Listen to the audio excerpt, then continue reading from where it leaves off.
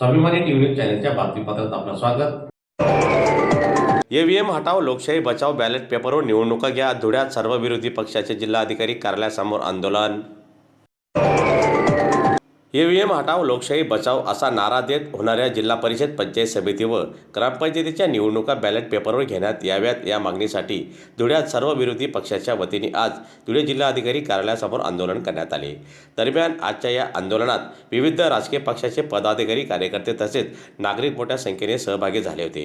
EVM मशीनद्वारे होणाऱ्या मतदान प्रक्रियेवर शंका उपस्थित करत लोकशाहीच्या पारदर्शकतेसाठी बॅलेट पेपरद्वारे निवडणुका घेणे आवश्यक असल्याचा सूर आंदोलनकर्त्यांनी लावला। दरम्यान आंदोलनादरम्यान जोरदार घोषणाबाजी करण्यात आली। निवडणुका निष्पक्ष, पारदर्शक व विश्वासार्ह पद्धतीने घेण्यात यावा अशी मागणी सर्व विरोधी पक्षाच्या पदाधिकाऱ्यांनी प्रशासनाकडे निवेदनाद्वारे केलेली आहे। दरम्यान या संदर्भात जिल्हा प्रशासनाला निवेदनही सादर करण्यात आले।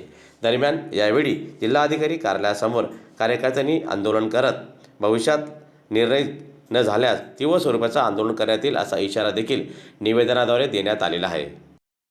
निवडणुकांचे निकाल पाहता आता तर आम्हाला एकदम खात्री झाली आहे की या ईव्हीएममध्ये प्रचंड भ्रष्टाचार, प्रचंड घोटाळा होत आहे। ज्या नगरसेवकांनी आणि जे उमेदवार गल्लीतसुद्धा माहीत नाही अशा उमेदवारांनी 5-5 हजाराचा लीड घेतला आहे। नगरसेवकांना 9-9 हजार 10-10 हजार मतं भेटतात। हे फक्त धुळ्यात होऊ शकतं। या ईव्हीएममध्ये 25 ते 30 टक्के म्हणजे जवळपास 3000 मतं एकदम टाकली जातात। त्याच्यानंतर परत डुप्लिकेट मतं केली जातात, शाई पुसली जाते आणि मतांवर मतं होत राहतात। म्हणून या यंत्रणेवर निवडणूक आयोगावर आमचा आता विश्वास झालेला नाही। या निवडणुका या बॅलेट पेपरनेच झाल्या पाहिजेत।